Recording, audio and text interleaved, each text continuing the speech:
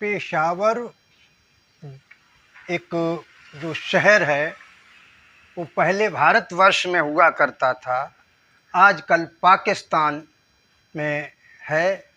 आज हम पेशावर के बारे में बताएंगे। पेशावर जो शहर है वो भी एक बौद्ध नगर है, बौद्ध अनुयायियों का नगर रहा है और उसमें भी बौद्धों के स्तूप पाए गए हैं। तो आज हम आप लोगों को बताएंगे कि पेशावर का पहले नाम क्या था और पेशावर की खोज किन किन लोगों ने की, जो कि उन्होंने खोज के निकाला कि पेशावर भी एक बौद्ध नगर था, बौद्ध स्तूप था।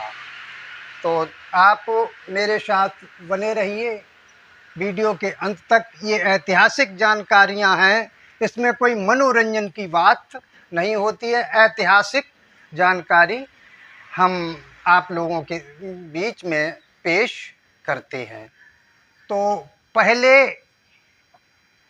पेशावर का नाम परसावर था। पहले जो पेशावर का नाम था परसावर था और वर्तमान में एक विशाल नगर एवं सर्वप्रथम उल्लेख 400 ईस्वी में फाहियान ने फ्यूल सा नाम से किया था। पेशावर का नाम फ्यूल सा नाम से 400 ईस्वी में किया था और इसके बाद सुंगयुन ने 502 ईस्वी में इसका उल्लेख किया है और 10वीं और 11वीं शताब्दी में मंसूबों तथा अब्दुल रिहान ने परसावर के नाम से इसका उल्लेख किया है। कब किया है? 11वीं और 10वीं शताब्दी में। तो इसका उल्लेख परसावर के नाम से किया है और 16वीं शताब्दी में बाबर ने अपने बाबरनामा में पुनः इसी नाम से इसको बार बार उल्लेख किया है। इसका आधुनिक नाम हमें अकबर से प्राप्त होता है।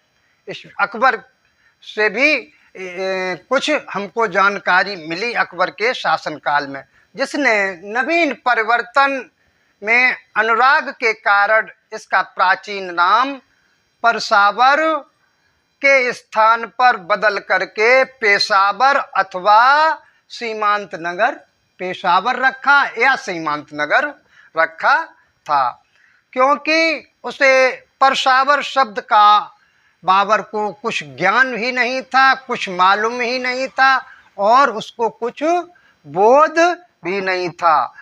अब्दुल फजल ने इन दोनों नामों का उल्लेख उस समय किया था। हम आगे बताएंगे कि ईसा की प्रथम शताब्दी में बुद्ध का भिक्षा पात्र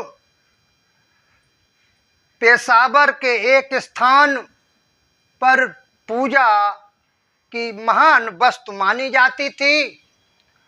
नगर के दक्षिण में जो 9.5 मील की दूरी पर स्थित पवित्र पीपल का वृक्ष एक अन्य प्रसिद्ध स्थान, यह लगभग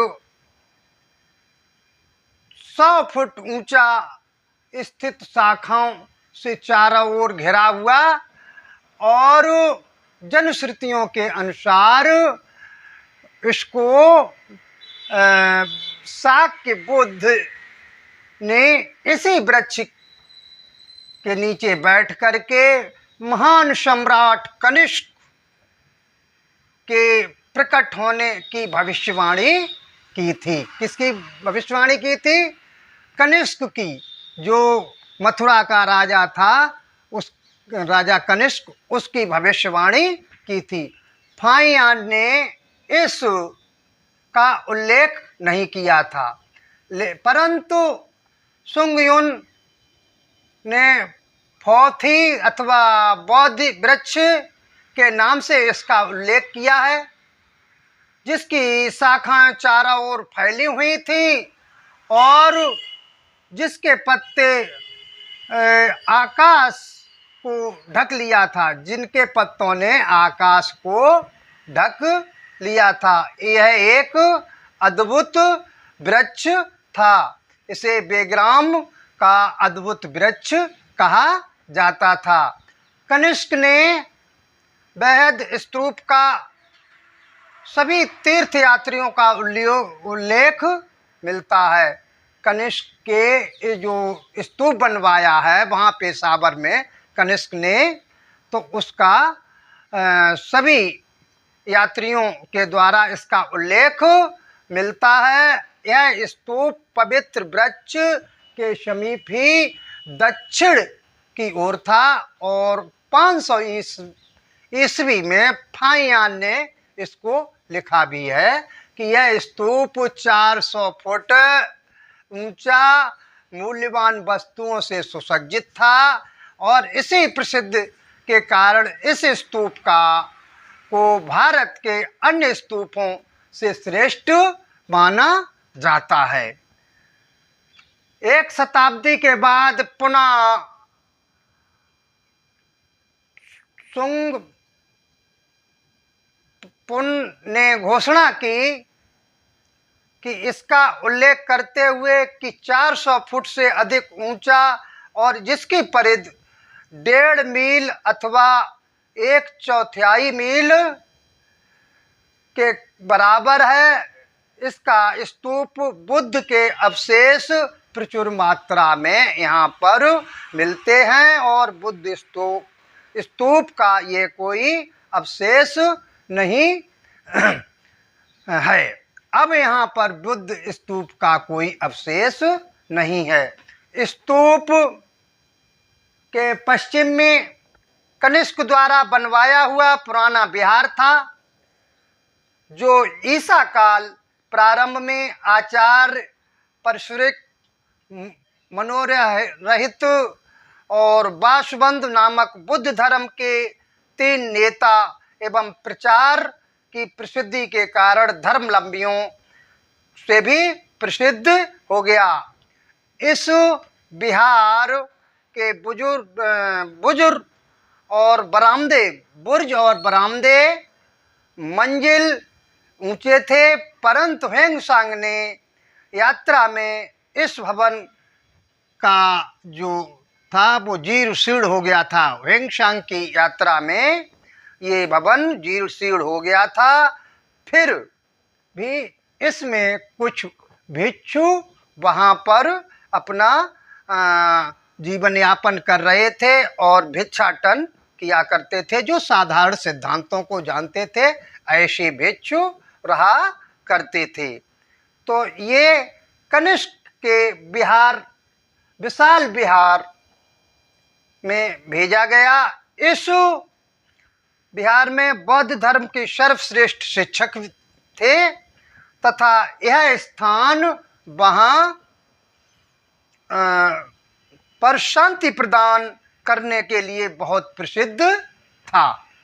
तो ये मेरा विश्वास है और यह विशाल विहार बाबर और अकबर के समय में गार कोठरी अथवा बनिया का घर के नाम से वर्तमान में था। बाबर ने लिखा भी है कि मैं गढ़ कोठरी की प्रसिद्धता सुनी है, जो हिंदू जोगियों की पवित्र स्थान है और दूर दूर से इस कोठरी में आकर के सिर और दाढ़ी मुड़वा करके जो जोगी लोग यहाँ पर रहते हैं। तो ये रहा वहाँ जो पेशावर में एक बुद्ध विहार था जो कनिष्क द्वारा बनवाया गया था। अकबर और बाबर यही नहीं जानते थे कि बौद्ध भिक्षु क्या हैं, और उनको उन्होंने योगियों की संज्ञा दी। तो दोस्तों, अगर आपको पाकिस्तान जाने का कभी अवसर मिले तो एक बार पेशावर की बौद्ध स्तूप को जिसको कनिष्क ने बनवाया था, उसको वहाँ के बारे में जाकर देखें। और नहीं तो आप ऐतिहासिक तथ्यों पर इतिहास की किताबों में खोज कर देखें। नमो बुद्धाय।